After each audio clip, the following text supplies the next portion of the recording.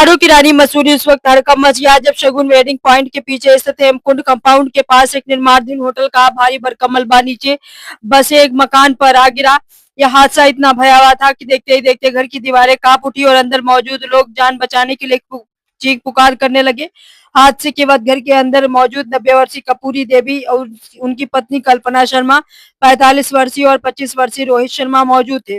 मलबा गिरने से घर के अंदर और बाहर का रास्ता पूरी तरह बंद हो गया। फायर ब्रिगेड और स्थानीय पुलिस ने तत्परता दिखाते हुए कड़ी मशक्कत के बाद बुजुर्ग महिला को मलबे से सुरक्षित बाहर निकाला गया और इसके इलाज के लिए देहरादून भेजा। मीडिया से बात करते हुए उन्होंने कहा कि मैं पिछले 30 वर्षों से इस मकान में रह रही हूँ। मेरे पति राधेश्याम शर्मा की 15 साल पहले बीमारी से मौत हो गई थी। उसके बाद से मैं अकेले ही अपने बेटे और माँ के साथ किसी तरह जिंदगी चला रही हूँ। माल रोड पर पटरी पर चूरन बेचकर गुजारा करती थी, लेकिन अब 3 महीने से पटरी भी नहीं लगा पा रहे हैं और अब हमारा घर भी छीनने की कोशिश हो रही। कल्पना शर्मा ने आरोप लगाया कि हेमकुंड कंपाउंड के मालिक और लंबे समय से घर खाली कराने का दबाव बनाया जा रहा है। उन्होंने दावा किया कि जिस स्थान पर निर्माण हो रहा था वहां से बार बार मलबा उनके मकान के ऊपर डाला गया। यह हादसा अचानक नहीं बल्कि मानव लापरवाही और लालच का नतीजा है। कल्पना शर्मा ने रोते हुए कहा कि मेरी माँ और बेटा तो बच गए, लेकिन अब कहाँ जाए। मकान टूट गया, कमाई बंद है और अब रहने की जगह भी छीन रही है। अगर सरकार और प्रशासन मदद नहीं करेंगे तो हम इसी टूटे घर में मर जाएंगे।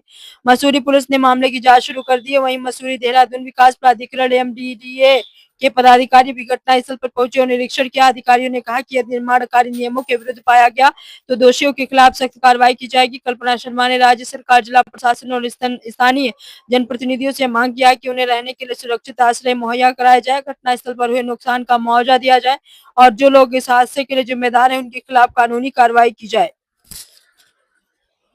ये पूरा मामला मैं कितने साल से रहती हूँ, जब मैं 15 साल जब भी आ गए थे हम 30 साल हो गया मैं यहाँ पे रहते हुए।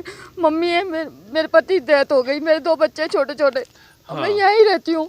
मेरा अभी मेरी मम्मी ने बोला कि तू बाजार चली जा। मैं बाजार गई, वो पीछे से ये गिर गया सारा और ये बोल रहे निकलो निकलो। पहले से शुरू से परेशान कर रखा था इन्होंने मुझे बहुत ज़्यादा। मैंने कहा भैया मैं कहाँ जाऊँ, मुझे रहने के, मैंने ये उनसे बात हुई थी मेरी। मैंने कहा सर मेरे को ऐसे मुझे रहने के एक कमरा दे दो, मेरे बच्चे रह के मैं झाड़ू पोछा भी कर लूँगी मैं आपके यहाँ। तो उन्होंने बोला ठीक है। लास्ट में तो ठीक है, लास्ट में बोला उन्होंने कि आप खाली कर दो यहाँ से कि गिर जाएगा। मैंने कहा गिर जाएगा, गिर जाने में चूरन की दुकान लगाती हूँ माल रोड पे झूला घर पे, और मेरे 2 बच्चे हैं, मैं उससे वो करती हूँ, खर्चा चलाती हूँ चूरन का ही। अभी 3 महीने हो गए दुकान बंद है, 1-1 रुपए के मोहताज हो रही हूँ मैं। और क्या मानते हैं जिस तरीके से पूरा षड्यंत्र लग रहा है?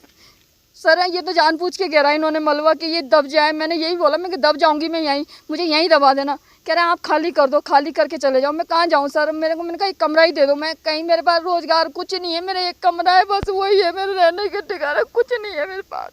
क्या मानते हैं ऐसे में कोई आपकी मदद नहीं कर रहा? कोई नहीं कर रहा, कोई भी नहीं आता मदद के लिए, सब बोलते हैं। आप क्या करोगे? कहाँ जाऊँ, मैं यहीं बैठी रहूंगी सर, मेरे को और कहाँ जाना है मैंने।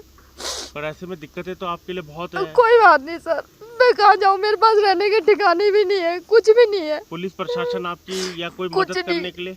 कुछ भी नहीं है। तो ये हादसा कब हुआ? आज सुबह।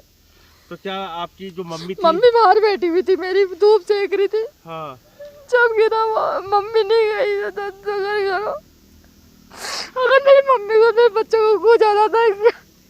चलिए देखिए, आपके पति भी आप बता रहे हैं, कैसे हुआ था पूरा हादसा आपके पति के साथ? मेरे पति को पैरालाइज हो गया था, कोमा में चले गए थे, 15 साल हो गए उन्हें मरे हुए। हाँ।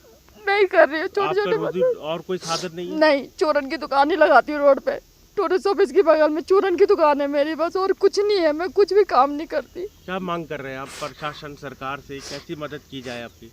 सर मुझे रहने के लिए तो दो, कहीं से कहीं भी। मेरे कितनी कुछ नहीं है मेरे पास, 1 रुपया भी खाने के लिए भी नहीं है सर, कहाँ से दूँ।